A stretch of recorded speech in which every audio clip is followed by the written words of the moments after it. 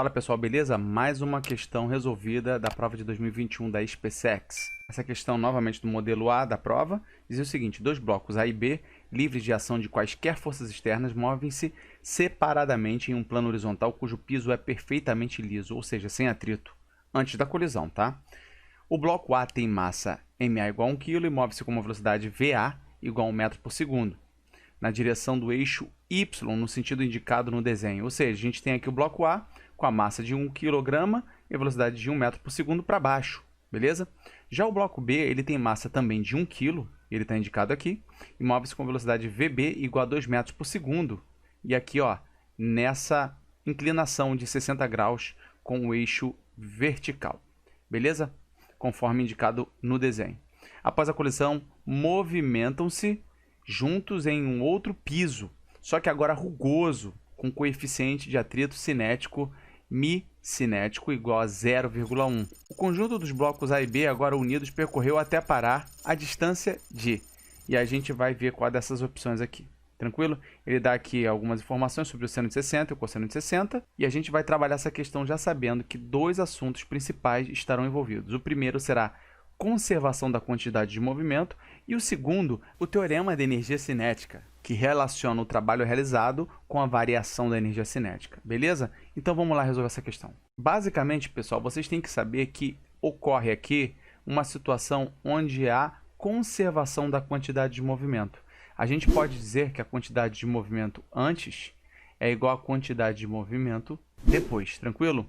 Só que a gente percebe que não é uma questão simplesmente de aplicação ali rápida. A gente verifica que pelo fato desse móvel B ele estar inclinado aqui nesse nosso referencial entre eixo X e Y, e depois o conjunto A e B também se movimentar em uma outra inclinação θ, vai fazer uma pequena diferença. Nós deveremos fazer a decomposição das velocidades nas suas componentes vertical e horizontal. Então, por exemplo, aqui, ó, eu vou pegar logo de cara o bloco B e vou fazer essa seguinte decomposição. Ele está vendo aqui com 2 metros por segundo nessa direção. Entretanto, se decompõe aqui em X e também em Y. Então, a gente vai ter aqui duas situações distintas, certo? Aqui para o bloco A, nós teremos apenas essa componente na vertical. E já aqui na outra situação, quando a gente passa para o outro piso rugoso, a gente vai ter uma nova inclinação, um novo ângulo aqui formado. E novamente nós teremos aqui a decomposição em duas componentes, vertical e horizontal. Então teremos o seguinte, ó, quantidade de movimento antes no eixo X vai ser igual à quantidade de movimento depois no eixo X. E também teremos que a quantidade de movimento antes, agora no eixo Y, vai ser igual à quantidade de movimento depois no eixo Y. Pegando e analisando aqui, ó, esse bloco B antes, a gente vai fazer as decomposições agora. Nós teremos então essa configuração demonstrada aqui por esse triângulo retângulo. E teremos, por exemplo, aqui VXB antes. Ele vai ser igual, pela relação trigonométrica, igual a 2 vezes o seno de 60, que a gente vê que é raiz de 3 sobre 2. Ou seja, dividindo 2 pelo raiz de 3 sobre 2 aqui, a gente vai poder cortar aqui 2 com 2, e na verdade, Vx nessa situação vai ser igual a raiz de 3 metros por segundo. Já por outro lado, aqui na vertical, nós teremos essa velocidade Vyb igual a 2 vezes o cosseno de 60, ou seja, 2 dividido por 2 vai dar 1 metro por segundo na vertical. Então, a gente já tem aqui as informações do que nos interessava calcular um pouquinho mais difícil aqui no bloco B, que ele está inclinado, tranquilo? Vamos começar a montar aqui qual vai ser a nossa equação. No eixo X, inicialmente, nós não temos nenhum movimento por parte do bloco A, apenas por parte do bloco B. E a única componente que a gente tem é essa aqui, ó, Vxb igual a raiz de 3 metros por segundo. Quantidade de movimento, galera, vou até anotar aqui para vocês. Todo mundo já sabe que a fórmula genérica é m vezes a velocidade, ou seja, a massa que está se movimentando e a sua velocidade. Tranquilo? Então, vou deixar até aqui, ó. Então, antes, no eixo X, nós só teremos aqui a componente do bloco B, porque o bloco A ele está inteiramente indo para baixo na vertical. Então teremos aqui apenas essa componente aqui, ó, Vxb. A gente sabe que a massa do bloco A é igual à massa do bloco B, que é igual a 1 kg. Então, vou multiplicar aqui, ó, massa de B igual a 1 kg vezes a velocidade de B no eixo x, que a gente viu que é raiz de 3. Essa é a única componente da quantidade de movimento na horizontal antes. E como a gente está analisando ainda a situação antes, nós vamos analisar também no eixo y. No eixo y, nós teremos agora duas componentes, porque tanto esse Vy aqui de B, que a gente está vendo aqui, quanto a própria velocidade de A, totalmente na vertical, vão influenciar. Então, a gente vai trabalhar aqui, ó, Q antes no eixo Y. Vai ser a massa de A, que é igual a 1 kg, vezes a velocidade de A, que é 1 metro por segundo, mais a massa de B, 1 kg também, vezes a velocidade de B na vertical, ou seja, também 1 metro por segundo. E a gente mantém essa informação aqui.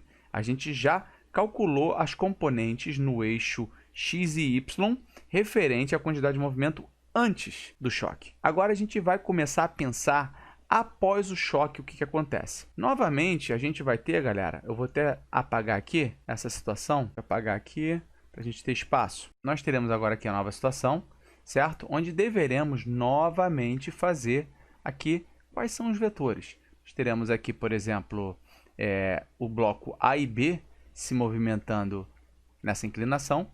E aí a gente vai ter a componente tanto de Y, deixa eu botar aqui, ó, do eixo Y, quanto do eixo X. Fazendo esse triângulo retângulo, a gente vai ver o ângulo θ, que a gente não sabe aqui. Fato é, galera, que a gente vai logo de cara definir aqui, ó, Vx e aqui Vy, tá? Não vamos colocar mais nenhum detalhe ali, porque agora nós temos a massa A e a massa B juntas, é um único corpo. Vamos parar para pensar o seguinte, a quantidade de movimento depois no eixo X é somente devido a esse movimento aqui de Vx. Então, eu posso dizer que a quantidade de movimento antes, que a gente já calculou aqui, ó, no eixo X, vai ser igual a quantidade de movimento depois no eixo X, que vai ser a massa, só que agora a massa de A mais a massa de B, que vai dar 2 kg, vezes esse Vx, que a gente não sabe ainda. Ou seja, Vx com isso, a gente vai ter que vai ser raiz de 3 dividido por 2 metros por segundo. Beleza? A gente mantém essa informação aqui guardada. A gente vai fazer a mesma coisa agora aqui no eixo Y. Então, nós teremos agora o seguinte, já calculamos anteriormente a quantidade de movimento no eixo Y, que foi essa aqui referente a A e B. Agora, nós temos essa componente aqui, ó, Vy, e temos a massa de A mais a massa de B igual a 2 kg. Então, teremos aqui quantidade de movimento depois igual a massa de A mais massa de B, 2, vezes essa velocidade no eixo Y que ele vai ter. Ou seja, teremos aqui 1 mais 1 vai dar 2, é igual a 2Vy, ou seja, Vy é igual a 1 metro por segundo. E a gente guarda essa informação aqui também. Daí, galera, a gente aplica aqui, ó, qual será essa velocidade nesse sentido inclinado?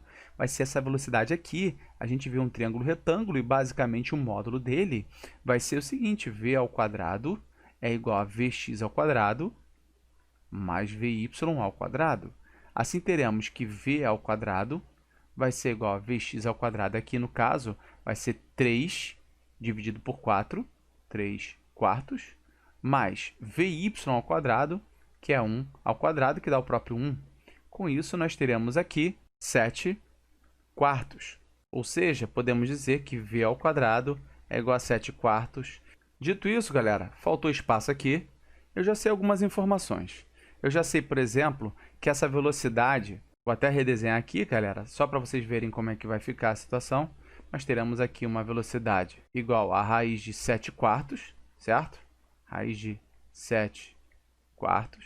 E o que nos interessa saber é o seguinte, nós estamos aqui agora diante de um movimento onde ele começa com a energia cinética máxima e ele termina com a energia cinética mínima, ele para no final. A questão nos fala isso.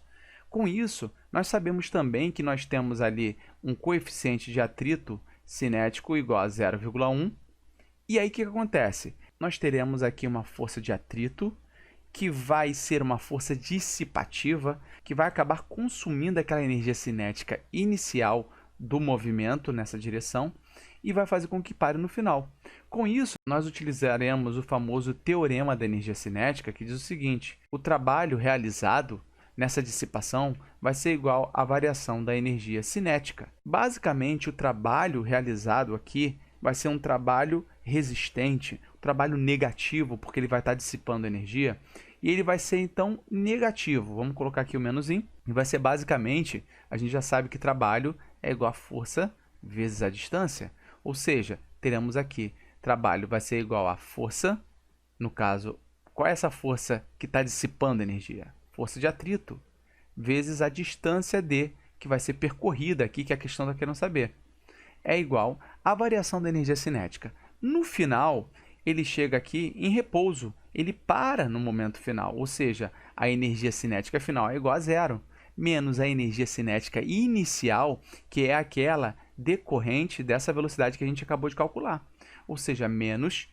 m vezes v ao quadrado dividido por 2. A força de atrito, a gente vai ter aqui, ó, menos, força de atrito é μ vezes a normal. E aqui vezes essa distância também, que era a outra parcela aqui do trabalho. É igual a menos mv ao quadrado dividido por 2. M, nesse caso, a gente já sabe que aqui está sendo o bloco A mais o bloco B. Ou seja, temos 2 kg aqui, 2 kg, massa de 2 kg, vezes a velocidade ao quadrado, dividido por 2. Já vou colocar esse dividido por 2 aqui do lado, vezes, qual é a velocidade ao quadrado? 7 quartos. Com isso, galera, a gente corta 2 aqui, corta 2, a gente vai manter 7 quartos aqui. Agora, μ, a gente já viu que é 0,1. Ou seja, já vou cortar também esse menos aqui, esse menos aqui. Terei que μ é igual a 0,1 vezes a normal, que é a massa, 2 kg, vezes a gravidade que a gente viu na questão, que é igual a 10, vezes a distância que a gente quer saber, é igual ao quê? 7 quartos. Desta forma, nós teremos aqui 20 vezes 0,1 vai dar 2. 2D é igual a 7 quartos. D é igual a 7 oitavos. Com isso, a gente vai fazer a continha aqui e descobrir que D é igual a 0,875 metros, se a gente fizer a continha. E aí a gente vai verificar se tem essa resposta lá na questão. Vamos olhar aqui, A, B, C. Opa! Letra D, 0,875 centímetros. Se gostaram da resolução, não esqueça de dar o like. Inscreva-se no canal. Um abraço e vamos continuar estudando para a SpaceX.